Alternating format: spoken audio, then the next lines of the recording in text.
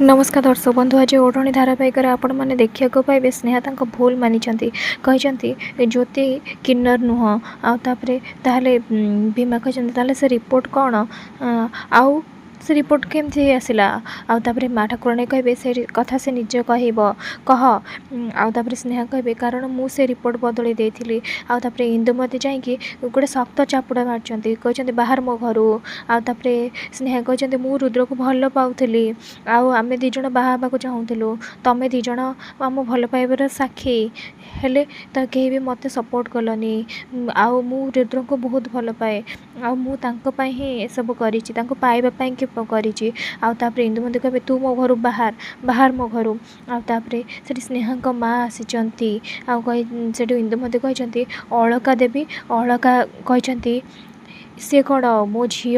ये अलका देवीर झील बोली बोधे तुम मैंने भूली गलनी सी कौन गोटे अलिया गदा ताकू एमती बाहर कर दौच ये अपमान से केबे भी बर्दाश्त करनी आउे से पूरा रागे जाइए कहते अपमानर प्रतिशोध मु निश्चय नेबी इंदुमती कहते चलतु आम आराम से बसिकी कथा तापर अलका कहते तमें एबे केवल भोग तमें तुमर ये परिवार आउे से अलका कहते चल स्नेहा तापर स्नेहा कहते गोटे मिनिट मम से महादेव का आगे कहते सब बेले से महादेव महादेव हो ज्योति मु महादेव को आज शपथ करुच्ची साक्षी रखुची तुमको आ तुम परिवार को बर्बाद करदेवी आउ ये स्नेहार चैलेंज आउे ज्योतिष ता पाखक जाइए मत मोर ना परीक्षा दबार अभ्यास हो गलानी मुझे जो मो अपा विरुद्ध छिड़ाई पार्ली तमें मोपाई कौन मु तुम चैलेंज को ग्रहण करुच्ची आउे से स्नेहा रागे उठिकी से चली जाइए समस्ते आश्चर्य हो समस्त को देखा लगी आउे रुद्र कहते मुझे घर छाड़ी चलीजी इंदुमती कहते तू मो पुओ तू मत छाड़ी कुआड़े जीवु सानमा तुम जहाँ कर तुम कर सारी जहाँ खेलिबार खेली सारी मु निज आखिरे सबू देखी एबे तुम जीवन तुम खुशी रुह आ मते मास्टराणी सहित शांति रहिबाकु दियो आउे से बापा कहते कि तू मुंड खराब हो जाए कौन तू कौन घर छाड़ी जावाक बसिलुणी आउे से ज्योति कहते बापा माँ पाद तले ही सब स्वर्ग थाए एमती हो पारनी घर छाड़ी तुम जापरनी यहाँ ठीक कथा नुह आउे से ज्योति पलि जाइए रुद्र कहते मु तो मास्टराणी की बुझेदेवी किंतु ए घरे तुम सांगे मु केबे भी रहिबिनी आउे भीमा तांको स्त्री पूरा खुशी हो जाइए एपटे रुद्र आसचंती ज्योति कहते से मैंने तुम सहित जहाँ कर बापा माँ को छाड़ा जमा ठीक नुह रुद्र कहते मुझे तुमको केमिति कहबी तुमको धोखा देवाई से मो सहित मो घर लोक कौन करिसेंती आउे ज्योति कहते तमें घरर पुओ चोरा हाबिलदार तमें घर छाड़ी चलीज यहाँ ठीक कथा नुहे भूल एटा आउे रुद्र हाथ धरते कहते प्लीज मास्टराणी प्लीज आम चलीजा तुम मानि जाओ आउे ज्योति राण पकई देते कहते नाई तमें एमती केबे भी करबनी रुद्र कहते तमें जदि एबे राजी न हब मो सहित जावाकू ताहले मुझे डेई की सुइसाइड करदेवी आउे से कहते कौन कर तुम कौन पागल हो जाइच राण फेरई नि चोर हाबिलदार को चोर हाबिलदार सेमती नुह आउे से रुद्र कहते तुम राण फेरई नि आउे ज्योति देखा लगी कहे मुझे कहबी जे सब भूल बोली किंतु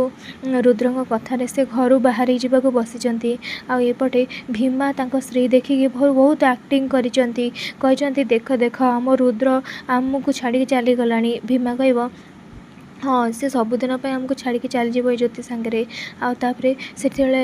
रुद्र आसचंती रुद्र बापा आसचंती नाई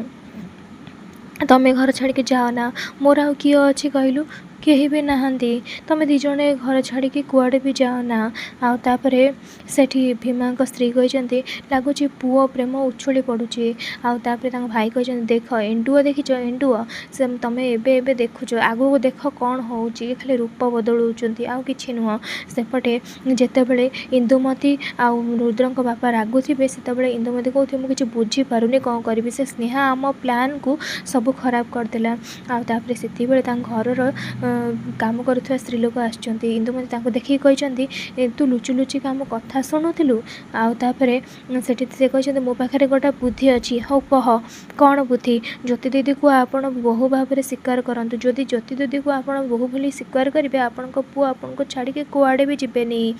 ଆଉ ତାପରେ ଇନ୍ଦୁମତୀ ଯାହା ଫୋପାଡ଼ି ଦେଇଛନ୍ତି, କହିଛନ୍ତି କାଲି ଆସିଥିବ ଚାକରାଣୀ, ସେ ମୋ ଉପରେ କଥାବାର୍ତ୍ତା କରିବ, ମୋତେ କ'ଣ କରିବା ଦରକାର ନ କରିବା ଦରକାର। ଆଉ ତାପରେ ଇନ୍ଦୁମତୀ କହିଛନ୍ତି ରୁଦ୍ରକୁ, ବାବା ତୋ ଖୁସି ଆମ ପାଇଁ ବହୁତ ବଡ଼।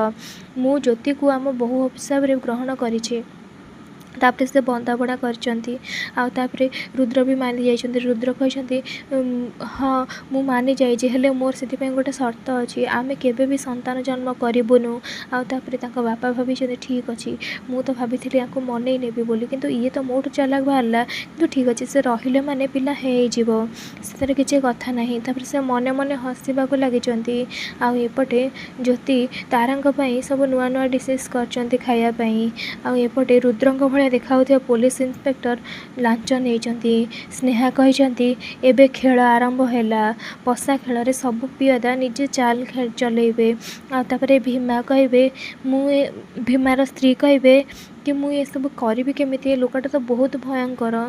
ଆଉ ତାପରେ ସେ ଛୁରୀ ସେଠି ଧାର କରୁଥିବ, ସେଠି ଯାଇକି ଭୀମା କହିବ ମୁଁ ତୋତେ ଯେମିତି କହିବି ତୁ ସେମିତି କରିବୁ, ସେଥିରେ କିନ୍ତୁ ଯେମିତି କିଛି ବି ଭୁଲ ନ ହୁଏ ହେଲା। ଆଉ ତାପରେ ସେଠି ସେ ପୁରା ଅବାଗିଆ ତାଙ୍କୁ ଦେଖିବାକୁ ଲାଗିଥିବେ। ଆଉ ତାପରେ ଭୀମା କହିବେ ତୁ ଏବେ ଭିତରକୁ ଯା। ଆଉ କଟୁରୀ ଧରିକି ସେ ପାଗଳା ଭଳିଆ ହେଉଥିବେ। ଆଉ ତାପରେ ରୁଦ୍ର ଯେତେବେଳେ ଲାଞ୍ଚ ନେଉଥିବେ, ରୁଦ୍ର ନୁହଁ ରୁଦ୍ରଙ୍କ ଭଳିଆ ଦେଖାଯାଉଥିବା ଲୋକଟି ସେ ପାଗଳ ଭଳିଆ ହେଉଥିବ। ଚୋରମାନେ କହିବା ସାର୍ ଆପଣ ମୋତେ କ୍ଷମା କରିଦିଅନ୍ତୁ, ଆପଣ ପଛେ ପଇସା ନିଅନ୍ତୁ, ମୋତେ କ୍ଷମା କରିଦିଅନ୍ତୁ। ନାଚ ନେବା ବେଳେ ଆଉ ଅଫିସର୍ସ ତାକୁ ରୁଦ୍ରଙ୍କୁ ଦେଖାଯାଉଥିବା ଭଳିଆ ପିଲାକୁ ଆରେଷ୍ଟ କରିଦେବେ।